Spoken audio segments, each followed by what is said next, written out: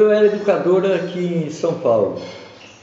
Trabalhei desde o tempo de militante, que era no movimento estudantil, quando eu tomei consciência da realidade brasileira e da miséria que estava o povo, eu escolhi a educação como uma maneira de resgatar assim a cidadania da população e ajudar a população a se libertar da sua miséria, da sua assim, disposição da sua miséria mesmo, né? E ele despertar para o que a consciência dele conhecer a si próprio, a se desenvolver, a ter confiança em si. Um pouco isso, ajudando os movimentos populares que existiam, né? Trabalhando da escola com a comunidade, de forma a comunidade se organizar. Então, por onde eu passei, eu peguei escolas isoladas, muito pequenas, e onde deixei com escola grande, com muitos estudantes, ônibus correndo, luz elétrica, estrada, tudo por reivindicação que era desenvolvida a partir da escola, da relação do professor com a comunidade, fortalecendo as comunidades com as suas associações e levando as suas reivindicações para a melhoria da vida delas e da escola, das crianças. Com a Mapear eu fiz a mesma relação, porque eu vim para o Mapear após uma série de perseguições que eu não suportei, inclusive com perigo de vida, por causa da minha militância no Vale do Ribeira. Aí eu achei que tinha perigo de morte comigo lá, então eu soube aí da comunidade do Padrinho Sebastião, então fui me refugiar nessa comunidade. Vivi 4 anos lá. Aí quando... Em que ano isso você chegou lá? Foi em 85, 84, 85. 85, daí de 86 eu vivi com o Padrinho Sebastião até 90. Quando ele fez a passagem, eu voltei para o Vale do Ribeira. Então eu tenho 30 anos entre trabalhar no Vale do Ribeira, que é uma região super pobre, super empobrecida, né? E o Mapear também, que é uma outra realidade igual, assim, de abandono, do povo ter que se virar, tudo. Então, nas duas comunidades eu terminei, nesses 30 anos, trabalhando na educação.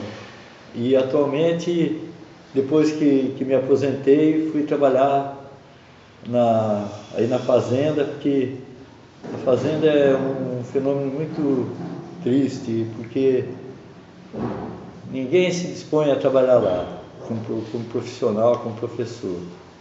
E a escola era administrada assim, gerida pelo município de Pauini, que é um dos últimos IDH do Brasil. Dos 5 mil municípios, 5 mil e tantos, ela fica 3 ou 4 pessoas, e 3 ou 4 municípios afora, menos que ela, de IDH. E a realidade era essa: eles iniciam o ano letivo em julho, alegando que a alagação que acontece aqui, que acontece lá no Amazonas, impede de que o professor trabalhe e não tem condição de dar aula. E com isso eles atrasam a relação para o ano letivo começar em julho e terminar em dezembro. Isso na relação de salário com o professor, de atendimento à escola. Não dá merenda nenhuma e encerra o ano sem dar direito a férias, sem dar direito a 13º, nenhuma relação com o professor, dispensa e pronto.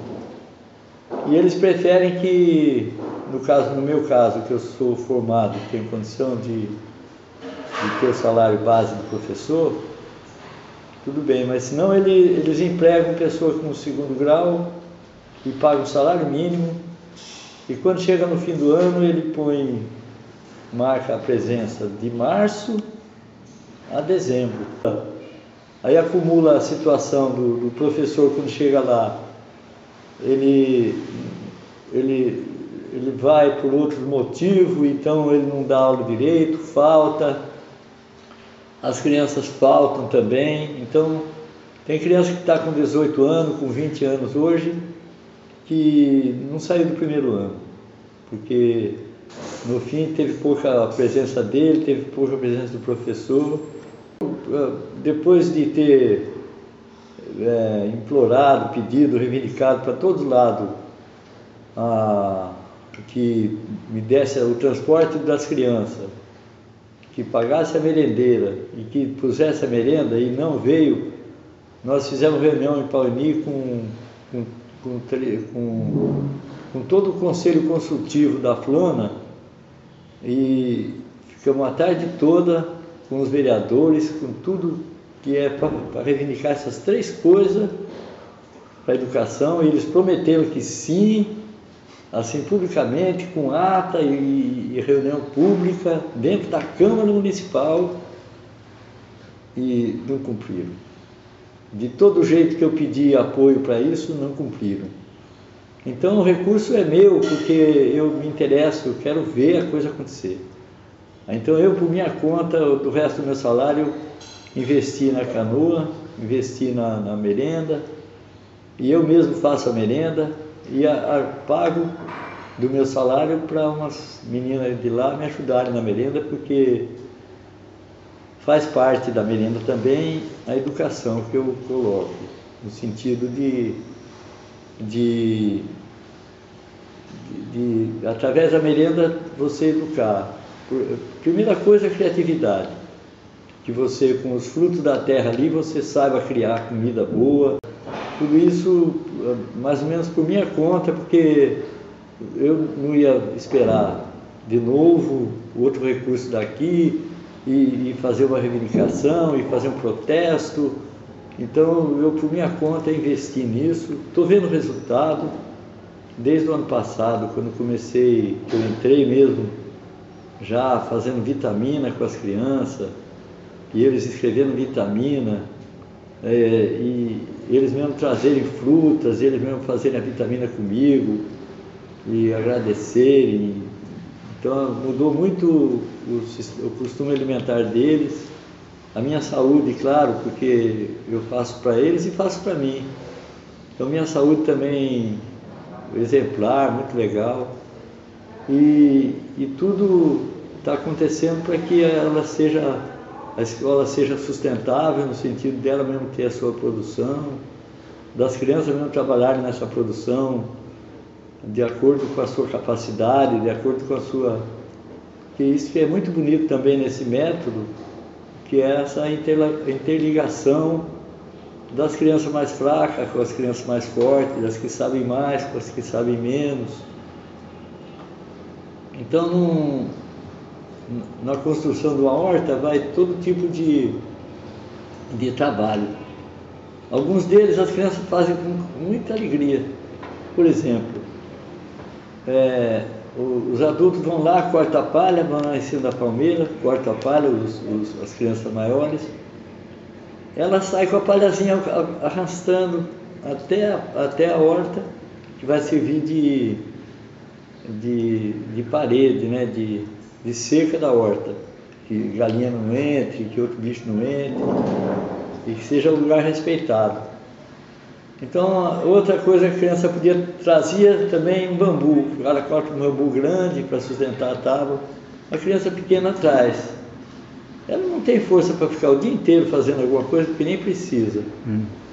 E logo ela vai brincar, os pequenininhos. Os maiores já vão começar a cortar, vão começar a pregar. E o serviço termina com aqueles maiores, aqueles de 18 anos, 17, 16, que já domina mais a história. Mas a criança pequena sempre faz.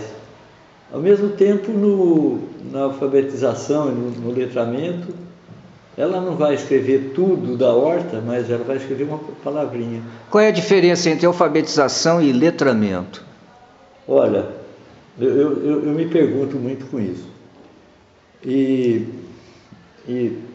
seria como se o letramento, seria como se a alfabetização fosse você aprender a dominar, você alfabetizar. Eu sou um analfabeto em internet, vamos dizer assim. Mas quando eu aprendo a internet, eu me alfabetizo. E quando eu entendo a função dela, que eu entendo o espírito dela, eu tenho um letramento. Eu acredito assim que letramento, por exemplo, uma pessoa que lê o mundo, ela é letrada no mundo, embora ela não seja alfabetizada. Então, depois de ler muito, eu li a Emília Ferreira, eu li o Paulo Freire, li outros letramentos, até desisti dessa dicotomia. E prefiro chamar de construção do conhecimento. Eu falei com a diretora lá, muito amiga minha, depois discutia justamente isso, e ela também concordou comigo. Parou de falar de letramento e de alfabetização, que é a construção do conhecimento. Porque você vai discutir com a criança, vai levar ela a desenvolver o que ela está vendo, o que ela está fazendo. Por exemplo, eu levo as crianças na casa de farinha. Aí na casa de farinha elas observam tudo que elas estão fazendo, que são a família dela que está fazendo mesmo. E as pequenininhas têm paciência de pegar a faquinha e ficar ali 5 minutos, 10 minutos raspando uma caixeira, ou a mais um pouco. Daí ela já se cansa, vai querer brincar, mas o maiorzinho que ela já fica mais tempo. E o maior ainda vai fornear farinha, vai fazer tudo.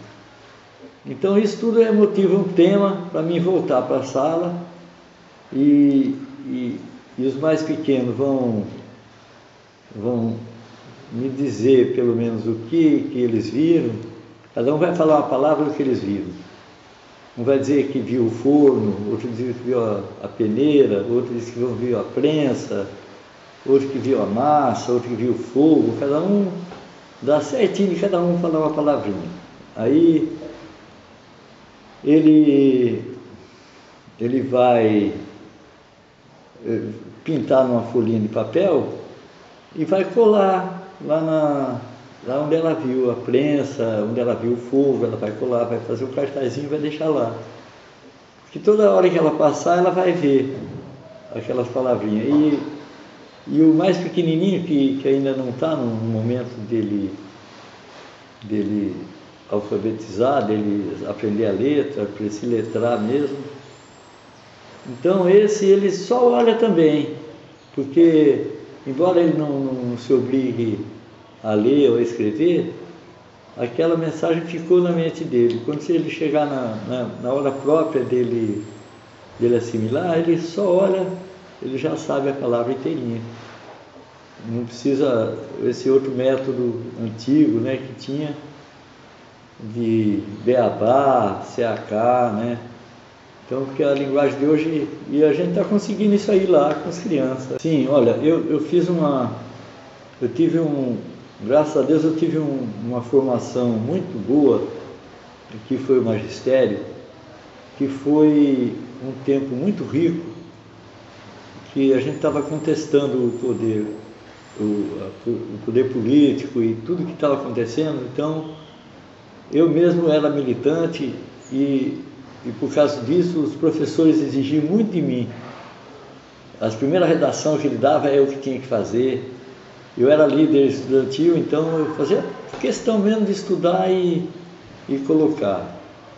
Então eu fiz muito estudo naquela época e o Paulo Freire também, que estava nesse tempo de contestação, então veio o método dele, reforçando aquela ideia de leitura do mundo, reforçando que o respeito à cultura.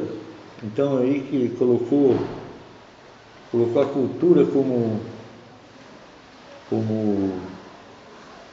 importância na pesquisa para a educação, ou seja, respeitando a cultura da pessoa, né? Então ele veio com um método que era um método trazia uma pesquisa de 40 horas de conversa com o educando, e em 24 horas terminava a alfabetização dele, respeitando o universo cultural das crianças, então, e do lugar. Porque para mim fazer um plano de aula, eu tinha que estudar a realidade todinha da comunidade. Está por dentro de tudo que são lendas, de tudo que é a respeito da comunidade, das necessidades dela. Então isso aí era importante na nossa... Fazendo essa pesquisa para mim, pronto, estava pronto o plano de aula. Não sei como que abria para mim e abre. Eu compreendi a realidade, compreendi o universo cultural das pessoas, já sei o plano de aula que tem, já vem para mim a orientação que eu faço com as crianças. O apoio principal que eu estou buscando agora é mesmo a ligação com a horta, com tudo mesmo que eu possa trabalhar de desenvolver. Não só a horta da escola, mas que a horta da escola também seja um espelho que nas várias famílias também tem a sua horta e desenvolver, e a experiência boa que deu numa horta lá, que se traga para a escola e tenha consumo delas, né? Com muita alegria. Isso é muito legal fazer. Então agora meu menino telefonou aí dizendo que já está cercada lá a horta, e agora vai começar o esquema de fazer os canteiros. E como é que está? O que mais precisa para... Então, daí eu vou precisar da irrigação. A irrigação da horta, que tem várias alternativas. A alternativa que eu desejo que seja definitiva inclui uma bomba d'água, inclui aspersores, inclui mangueiras para conduzir essa água. Porque o construtivismo ele está do lado de uma educação libertadora, porque ele se interessa que o educando considera sempre que o educando tem alguma coisa dentro dele, e esse conhecimento que ele tenha é que o professor vai conhecer e vai desenvolver. A partir daquele conhecimento, vai dando, então, inclusive, como se diz, uma autoconfiança, melhorar a autoconfiança dele, de forma que ele possa expressar o que ele está vendo, ele possa escrever o que ele está vendo, ele pode fazer uma coisa com tranquilidade da mente dele, porque tudo que ele falar não é errado, é certo. Tudo que a expressão que ele der de uma realidade, o que ele falar, ele não pode ter medo, como no outro método, em que o professor pergunta o que ele não sabe e já dá o nome de aluno, que é sem luz e que não sabe nada. Então, um método muito desestimulante, né? E a criança termina sendo essa subjugada e humilhada, né? Então, esse método que eu coloco, que é o construtivismo, dá essa força, né, para ela, para a criança, e ela aprende melhor do que esse motivo. Por exemplo, o professor quer ver a sala quieta, copia na lousa todinha uma coisa que está escrita no livro, para a criança se ocupar daquilo escrevendo no caderno. Ah, eu acho isso um absurdo, meu Deus do céu. Eu acho uma tristeza mesmo muito grande.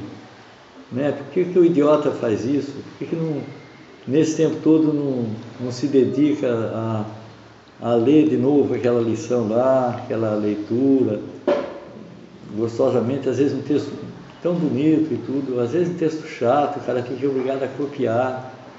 Meu Deus do céu, isso é pura dominação. Então, e todo mundo todos os estudantes que eu encontrei, eram muitos, todos assim expressando para mim a gratidão pelo tipo de liberdade assim que eles passaram a adquirir, né? Então me acho bem. Aqui na fazenda, dando aula para os pequenos e para os grandes, já nessa integração, também acho legal, já acho, porque a relação que as crianças têm comigo desde de 3 anos, desde 1 ano até 18 é a mesma, e nós conversamos de igual para igual e temos uma relação muito, muito legal. Isso é uma coisa que eu não consegui nas teorias dos livros, de jeito nenhum.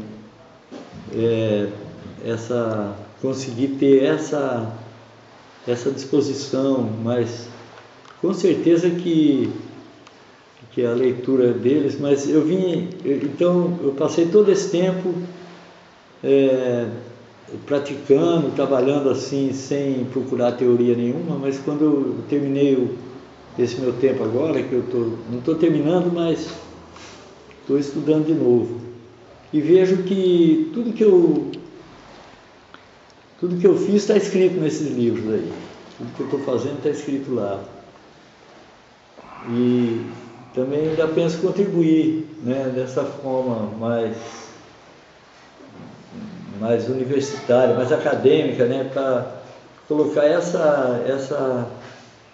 esse tema, né, o tema da natureza, o tema do amor, né, mais presente na educação. Estou fazendo essa descrição assim, com a mente muito limpa, por estar olhando a imensidão do mar aqui e curtindo muito feliz assim tudo que foi da minha vida, que já tive momentos muito difíceis, mas nunca achei difícil demais.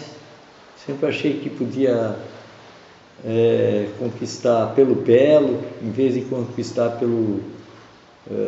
assim, porque tem outra característica, o Paulo Freire tudo constrói pela realidade, eles não têm uma linguagem assim para conceber uma crítica da realidade mais romântica, entende? Uma crítica da realidade mais bonita, entende? Bela e tal. Ele fica lá naquele negócio de uma realidade muito dura, entende?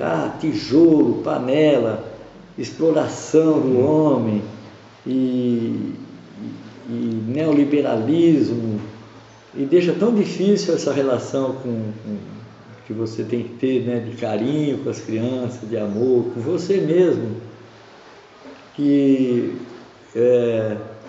eu me acho assim, meio que oposição mesmo da história aí, procurando como contrapartida oferecer esse tema dentro, que eu não vejo direito na